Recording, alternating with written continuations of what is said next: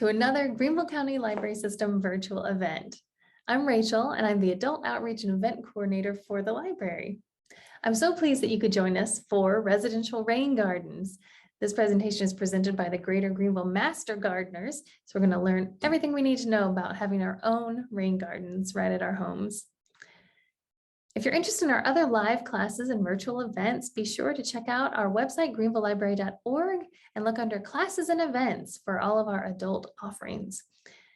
All of the wonderful things that make your library 24/7 are online. So you also want to check out our adult virtual activities page. That's going to be just at greenvillelibrary.org/adult virtual activities. You can also learn more about this topic and other fun gardening tips and tricks by visiting our seed library page.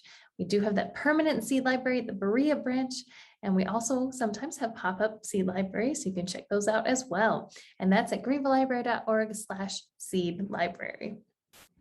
Please save your questions for the end, or you can pop them in the chat when you think of them, and I'll ask them at the end. Otherwise, you can unmute yourselves then and ask your questions out loud. If you're interested in checking out gardening materials, make sure your library card is up to date. You can do that at any one of our locations in Greenville County.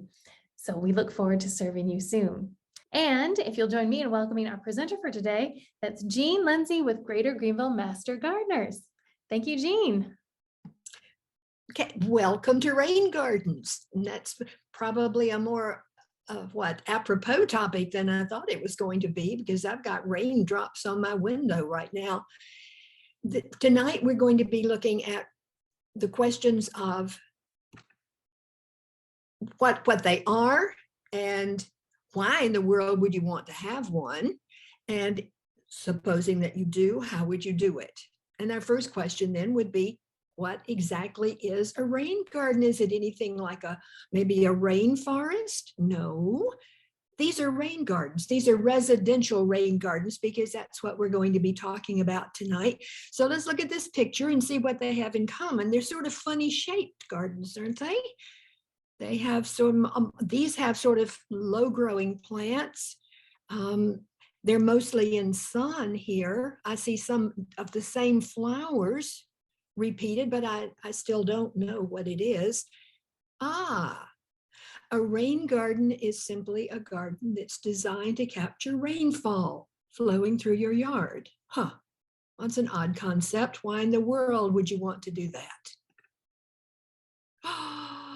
You've seen this before. You saw this in elementary school. This is the water cycle.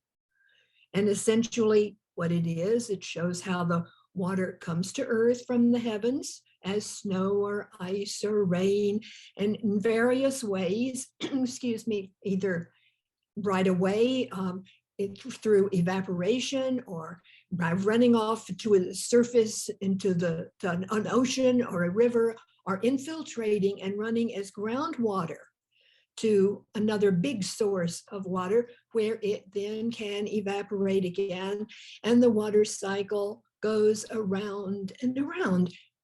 But there's something that's really important that's missing here, and I don't think it's ever shown in books. I wonder if you have any idea what that might be.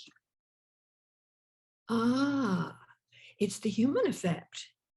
There were no people over there. And as long as there are no people, that's the way the water cycle works. But when people are added, it doesn't work like that anymore. If you look at the picture in the upper left corner, there are no people. And this is the way it works. 40% of the water that falls goes back as evotranspiration. That's a combination of evaporation and transpiration from plants. 10% of it runs off, and 25% of it infiltrates into the ground shallowly, and 25% infiltrates deeply. Okay, let's move over and suppose that some guy has come in and built a little house. It's not a very big house, just one house. But it accounts now for, down at the bottom of this little graph, 10 to 20% of impervious surface, that surface where the water doesn't penetrate the ground. So at this point, we have a little bit less evotranspiration because we have 20% runoff, and a little bit less shallow infiltration and deep infiltration.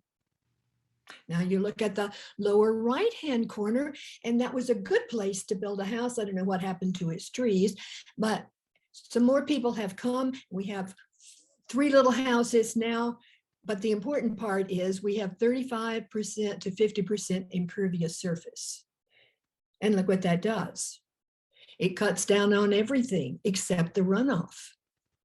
And the runoff, which was without people 10%, has now become 30%. And then if the little town becomes a city, so that there is 75 to 100% impervious surfaces with sidewalks and concrete sidewalks and asphalt roads, roofs, big buildings. We don't have very much deep or shallow infiltration anymore. 10% shallow, 5% deep, 55% runoff.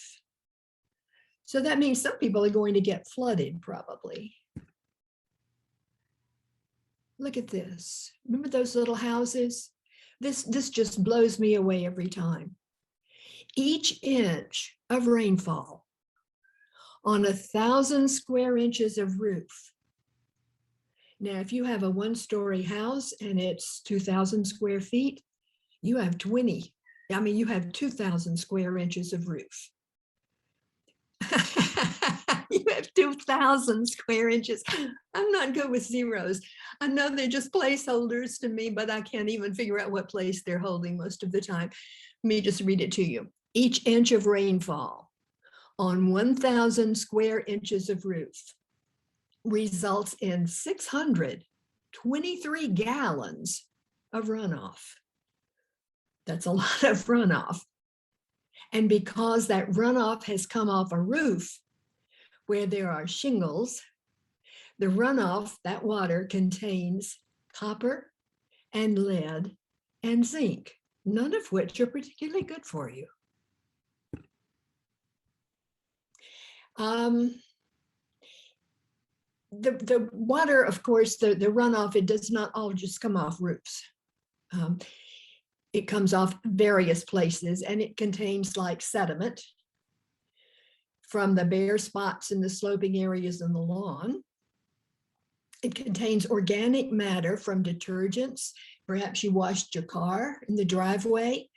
Pet waste. You can't really control the animals that are your own animals, but the other animals that are wandering through the neighborhood. Fertilizers, nearly everybody who has grass over fertilizes it. Lawn clippings. Now, lawn clippings are really good for your lawn, and so someone who is interested in growing a good lawn probably leaves the clippings there, but when they get picked up by water, there's another problem. Or the leaves that fall from the trees. So we have on the ground, we have sediment, organic matter, and we also have bacteria from those pets that are walking around out there, from septic systems if they happen to be leaking, from garbage that gets spilled from the garbage can and sort of left on the ground, or perhaps the truck that picks it up drops some garbage.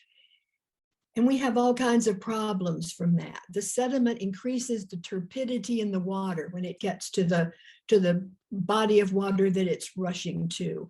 That means you can't see through that water anymore. It's not thick. I can't think of the word that I want right now, but you can't see through it. That's turbidity, which affects the aquatic habitat. The fish don't like it. Other animals that are living in that water don't like it. It also fills impoundments. It takes that sediment and deposits it elsewhere, which causes flooding. The organic matter makes algae grow, and the heavy algae growth depletes the oxygen, which disturbs all of the animals and things that are trying to live in that particular body of water. The bacteria cause health risks, and affect recreational use as well as aquatic life. All right, that's a mess. So surely we need to do something to control all the runoff. Oh, it's going backwards. Why is it doing this? Just a minute. Oh, I've got a problem here. Try again. There we go. Kevin Boutel has a really good quotation here. He says, many other stormwater management techniques, and that would be things like the detention ponds that subdivisions are required by law to install to take care of stormwater. Many other stormwater management techniques address only a portion of the problems caused by stormwater runoff. Rain gardens, however, have the potential to solve all of the problems of stormwater runoff before they occur. The detention ponds capture the water so that the neighborhood isn't flooded, but that's all it does. Rain gardens are very effective in removing pollutants. Remember the copper and lead and zinc that came off the roof. They came off the roof because of the material that the shingles are made from the oil and the grease that happen to be on the roads, perhaps even on your driveway, and from soil. Rain gardens can remove 43 to 97% of that. That's amazing. Rain gardens can remove 70 to 95% of the lead and 64 to 95% of the zinc. But then the runoff comes from places other than just roofs. So as the water passes through your yard and through other people's yards and across the surface, it picks up phosphorus from detergents and fertilizers and pet waste. Rain gardens can remove 65 to 87% of that. From all of that fertilizer that you put on your grass, the runoff picks up nitrogen it picks up from the fertilizer and from pet waste and also from other organic matter. And fertilizer also contains calcium. So all this fertilizer, the last three things there, notice all the fertilizers mentioned in those three places, all that fertilizer that gets put on the grass contributes bad things to the runoff. But look what rain gardens can do for it. Rain gardens can take care of many things. Now, if this will just go to the next place, and it did, here are the benefits of a rain garden spelled out. It reduces the runoff because you're going to site this rain garden to catch it. Remember, a rain garden is a garden that is designed to capture the runoff through your yard. So it reduces the runoff, especially that which flows into stormwater collection systems. It captures, slows down, and encourages water to enter the soil where it can be used by plants. If you think about the little graph, the little illustrations of the houses that were built and how the infiltration of the water, both shallowly and deeply, was reduced by the growth of the impervious surfaces that were added. So that's what a rain garden does. It helps that. And it filters the water. The roots of the plants filter the water. And that's how they get rid of all of these bad things that I showed you a while ago that eventually end up in the stormwater collection systems. We think that we have, until we know that we don't, and we really don't. We don't have a system that really, really cleans everything out of our water. If we just don't have it, which is why people buy the little Brita pitchers and things, and to take care of the water that comes out of the tap. There's still bad stuff in the water that comes out of the tap, and all of the water that we can keep from going into the stormwater collection and into the plant purifying areas, is good. It uses rainfall to grow plants, which reduces the need for irrigation. And irrigation is expensive. You know that when you get your water bill. And then because of the plants that you've put in that rain garden, it provides a habitat for bees and birds and butterflies. And we recommend that you use as many native plants as you can, because that is a better habitat for bees, birds, and butterflies. Okay, we have decided that we want a rain garden, and we have to put it in a particular place. So this is how we site the rain garden. And right now, I'm not going to give you specifics, many specifics, because I will tell you where to find the specific information that you need for your rain garden. It's important that a rain garden be at least 10 feet, 10 feet or more from the foundation of the house, because you don't want the moisture from the rain garden seeping up under your house. And this is not the best of all possible rain gardens, because illustration of a rain garden, because you see how they're long. They're nearly always long, but they should be sited so that the length, how do I want to say that? The length of the rain garden is arranged with the way that the water flows, so that the water is in that rain garden for the most possible time. So you want it to flow in one end of the long part of the garden and then out the other end. They work best if they have, have at least half a day of sunlight. And my last sentence here, I think it's the last sentence, said ideally there should be a natural slope, at least a 1% grade leading from the water collection area, whether it's your roof, your downspout, your driveway, whatever it is, down to the rain garden. But that's not necessary. And I'm going to show you what you do. I'm going backwards again, if it's not. Okay. We have decided where we're going to put it. We know where we're going to put it. It's going to be at least 10 feet from the foundation of the house, preferably downhill. But if you don't have a place that's downhill, look to the right. And is it the right? No, it's the left. The left side. You see where it says tight pipeline? What has happened here is these people put a pipe to direct the water. Maybe it is attached to the bottom of their downspout, so that this water doesn't ever even flow over the yard, but comes through the downspout and through the pipe into this rain garden. This garden has been dug out. This is not a natural process here.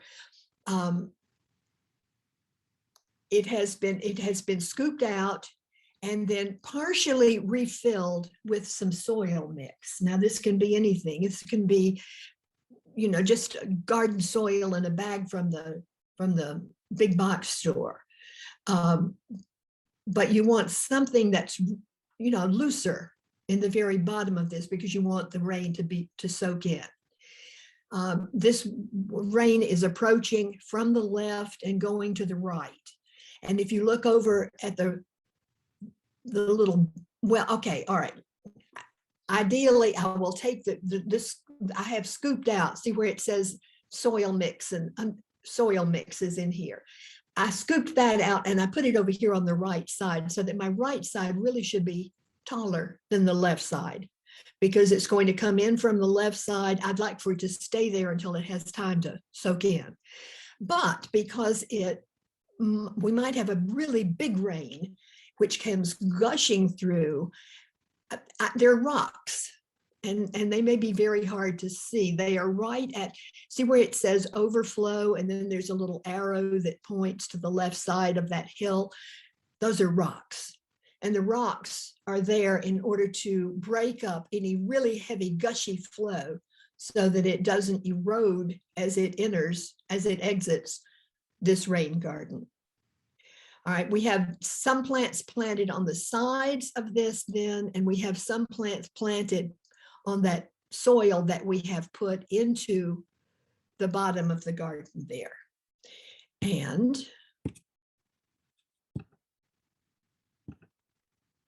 I'm sorry, I don't know why it's doing this. We're going to choose some, choose some plants that will be appropriate for this.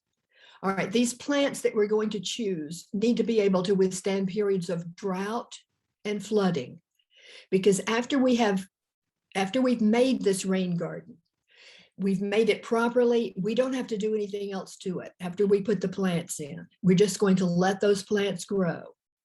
We're not going to water, we're not going to do anything. But so sometimes, if it's been 2 weeks without any rain, it's going to be quite dry there. And then we might have a gushing rain, and we've made this scooped out place that's going to capture this rain. Some of these plants are going to be standing in water for a period. So these particular plants need to be able to withstand periods of both drought and flooding. Now, this may be in the front yard, in which case your neighbors will see it all year round. It may be in your backyard where you see it, but you want to see something that's pretty all the time, right? In the wintertime, there's not going to be anything blooming, really. And if we don't put evergreens in there, and we plan where they go, and we make a plan that looks nice in the wintertime when the plants are not blooming, it's not going to be very attractive. So we have evergreens to provide the bones for this. And we're going to put the evergreens in first. And then we'll tuck the perennials in and around the plants that are going to be visible in the wintertime.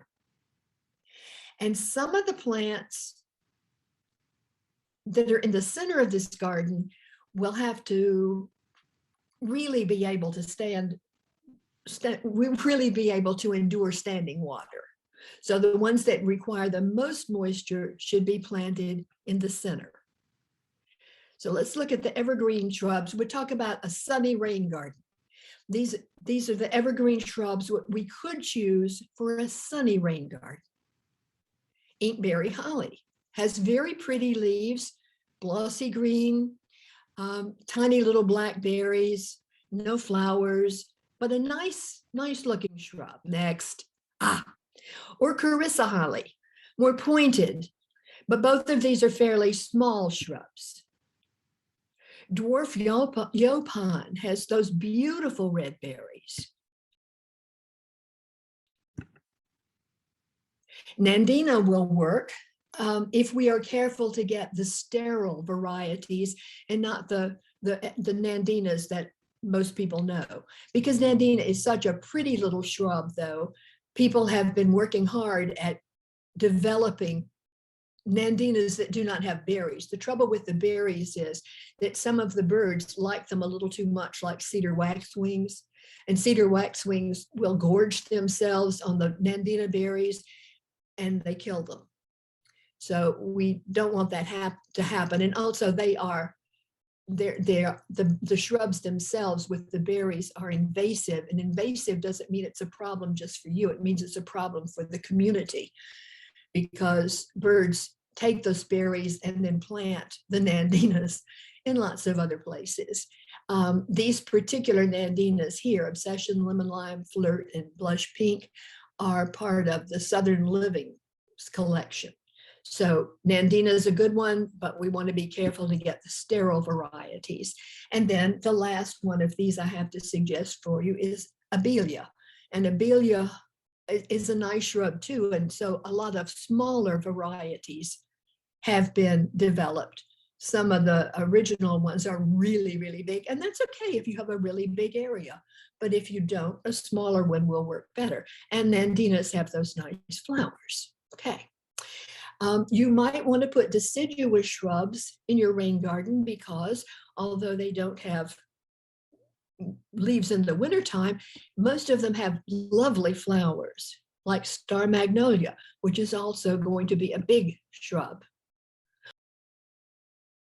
Or beautyberry with the nice purple berries, and there are beautyberries now that have white berries. You might want red twig dogwoods. They will be pretty with the red stems in the winter with the sunshine on them. And some of them have variegated leaves. Some of them have yellow-green leaves. Mock orange, which is a nice shrub, big if you have a big space, but beautiful, sweet-smelling flowers. Or quince. You have red ones and yellow ones and white ones, and they're very, very pretty in the springtime. Iteas. Iteas have those white flowers in the spring and then lovely red leaves in the fall. Or you could use grasses. There are some shrubs, some grasses that can stand these conditions, and you can they're sort of faux shrubs. You can use sedge or rush, or my favorite, pink muley grass. I just think that's beautiful stuff. Or fountain grass. Any one of those would work. So we have arranged these things now, and we know that in the wintertime, these are going to provide bones for our garden. These things will be there for us to see in the wintertime when the perennials have died back. The perennials that we plant on the bottom will be different from the ones we choose for the sides. These are the ones that can stand in water. Cardinal flowers, lobelias. Obedient plant comes in pink and comes in white. Hardy hibiscus. Now we don't want to get the tropical kind because the tropical kind won't live through the winter. We have to be careful that we get the hardy ones, red and white, pink. Maximilian sunflower for some yellow, or this beautiful swamp sunflower that's so floriferous, just covered in yellow flowers. And then we have to put things on the sides. These are the ones that do not want to stand in the water. Veronica, white or pink or blue. Smooth penstemon, beautiful white bellflowers.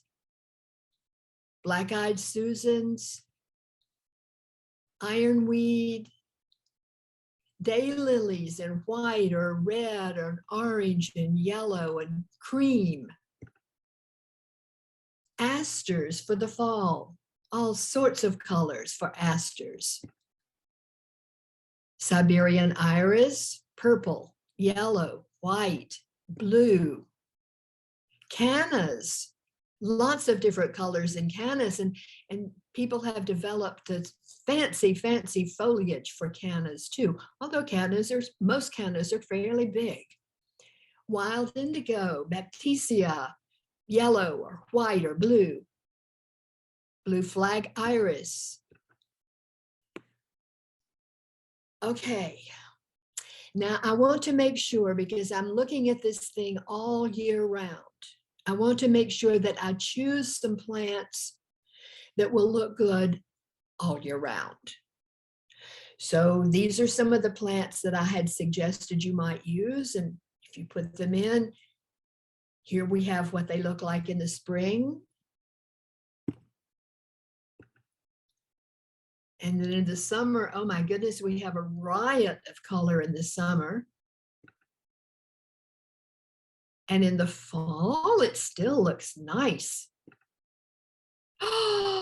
But the winter, boy, that's when we really know if we've done a good job planning. And there is our winter scene. Look at that. Now, isn't that pretty? We have an abelia and we have holly. We have inkberry holly. We have, that's napalm. Napalm, that's yaupon. We have an inkberry.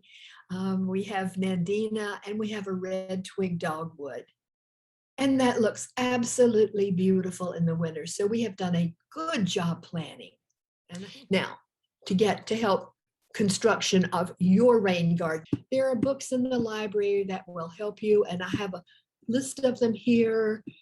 There is an excellent book written by two professors at NC State, and that's a really good book because the plants that they recommend are plants that grow well around here. My second book was written at the beginning of the rain garden movement. and it's mostly good for design of rain gardens.